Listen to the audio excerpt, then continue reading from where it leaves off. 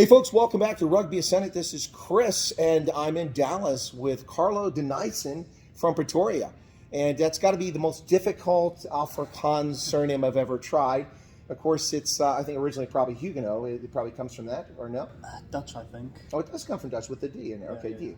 All right. See, it just confused me. I think it's intentional.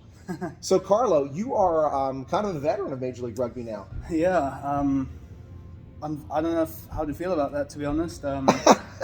So you're not sure if it's a good thing or a bad thing? Yeah, I guess I am, but at the same time, it doesn't feel that way now. I'm still enjoying every moment of it. Like, every year almost feels like a new year because of, like, the level it goes up every year. The quality of play. Absolutely, yeah. It's been... Well, and the officiating, too. Yes, that too. It's a little rough the first couple of years. Yeah. Shh, don't tell Jonathan Kaplan we said that. Yeah. So when I say a veteran of the league, I think you started with Glendale. You were with Glendale originally, and Yes, then you went. Did you go to San Diego? San Diego after that, Okay. and then came back here. Kind of a funny route to San Diego. Played with Glendale first 3 years of the MLR, the third of which was the COVID hit season. Only went 5 games in, and then we went into a draft. Got signed by Dallas actually for the 2020 season. That fell through, went into another draft, and then luckily San Diego picked me up. Had a great time out there, made some awesome friends. Unfortunately, the season wasn't as good as we had all hoped.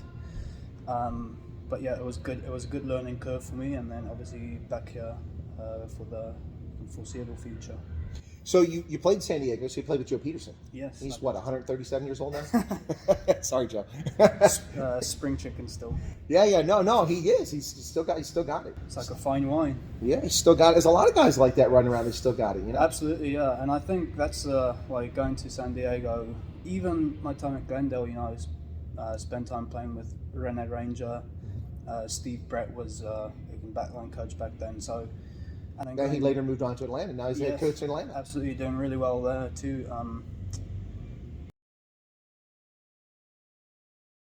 Went to San Diego, played with Joe, played with Bjorn Basson, in South Africa, Dean Meir, all people I grew up watching, Rob Shaw.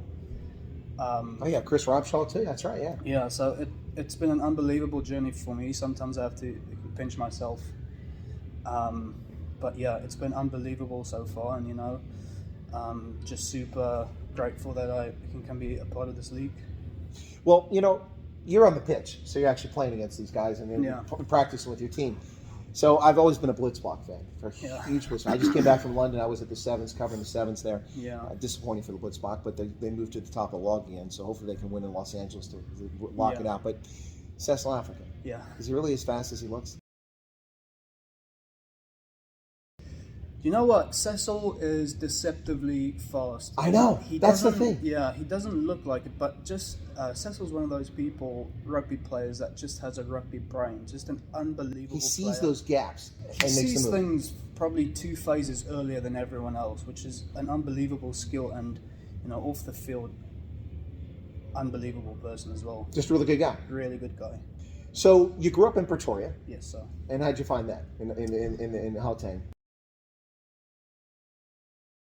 I loved it. I loved growing up in Pretoria. Obviously, rugby is a massive thing in Pretoria. With the Bulls, I actually went to school across the road from Loftus Versfeld.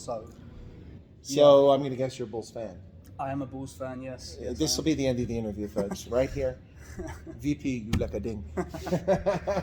No, they won today. So did the Bulls. So did the Bulls. The Bulls were epic. What a game. What a game. I don't know if you saw it. Yeah, I did. What a game. It was unbelievable.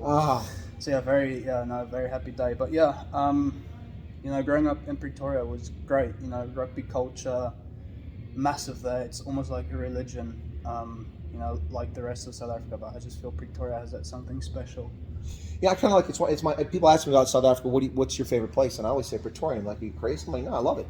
For me, it's really interesting because I can speak Afrikaans, I can speak Tswana, and I can speak English, and I obviously do well in English and do okay in the other two. Yeah. But all of them, because all those cultures are there, and they just kind of mix in, and people, and it's really cool. It just makes for an amazing mixing pot of different people, different cultures, like you said. But yeah, it was it was really good growing up in Pretoria. Born and bred, went to school there. Played my post-season or post-school rugby in Bloemfontein with the Cheetahs under 1921, and then came over here. Well, congratulations to the Cheetahs, who after being disrespected by Super Rugby and dumped out on the pitch, Absolutely. then being disrespected after they showed the proof of concept to play Pro 14. Yep. And then, of course, the Lions went bankrupt, or not the Lions, but the Kings went bankrupt. The Cheetahs were kicked out along with the Kings. Yep. And the other teams went forward. But right. Now they're going to go to Europe and play next year. Congratulations, Cheetahs. That's some really good news for Free State. Absolutely. Very good news for South African rugby, too. Oh, absolutely. I think the people who had this concept of going to Europe because it's rough in the same time zone, and it's about the same distance time-wise traveling Australia, but you're not traveling across global time zones, that it's probably going to work out. It looked a little rough the first few weeks of the season, but then a lot of guys hadn't played because of COVID, so they came out of it. So your experience here in the States, obviously a couple years under your belt here, what's it like? I mean, there's got to be some culture shock. What was the strangest thing? Because we don't braai, we do barbecues. Yeah, I think when I first moved over, the food was the biggest shock for me, to be honest. Don't say McDonald's. No, it was just, I don't want to sound snobbish or something. No, exactly. I struggled to find fresh food, if that makes sense. No, I got you, absolutely, yeah.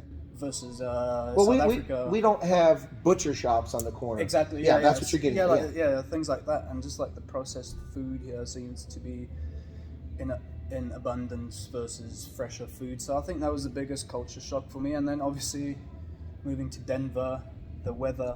A little brisk there for you, huh? Yeah, exactly. It was, I think, between those two things. But the altitude shouldn't have been an issue. I mean, it's a bit higher than the high veld, but still you're accustomed to higher altitude. Yeah, it was, the altitude wasn't really an issue, but definitely waking up or going to bed, it being sunny and waking up and it just being 3 inches of snow was, That's something different. South Africans don't see 3 inches of snow much unless they go on an adventure in the Drakensberg. It was a shock, yeah. Go to Lesotho. Yeah, no doubt. That's definitely going to get your attention. So the experience here has been pretty interesting for you. But did you get a chance to go home at all? I haven't been home in going on my 4th year now. Wow. Yeah, I try not to go home just because of eligibility rules. I want to be eligible to play for the US. For the Eagles? Yes. Oh, that's right. They've changed those rules recently. Yeah, I think, if I'm not mistaken, if the information that I'm getting is right, then I should be eligible in August. Huh? So, yeah, it's been hard, a lot of sacrifices had to be made to stay here. The last time I went home was for 4 weeks, going on 4 years ago now, so yeah, it's tough, but look, I've met some awesome people here that have been like a second family to me. People we knew from South Africa that immigrated here, they've almost taken me under their wing. So yeah, I'm very grateful for everyone who's helped my journey so far. Well, we're already getting that South African flavor on the Eagles. Hunko Gemmishuis is on the team. Yeah. And he's been playing quite well for the team. He's becoming a wily vet now. He's only, 23 or 24 years old? Still super young, but yeah, he's absolutely killing it. Phenomenal player. I played with him for a season in Glendale as well. Just an unbelievable player. Yeah, he's a good oak too. He's a really nice guy. Yeah, very nice guy too.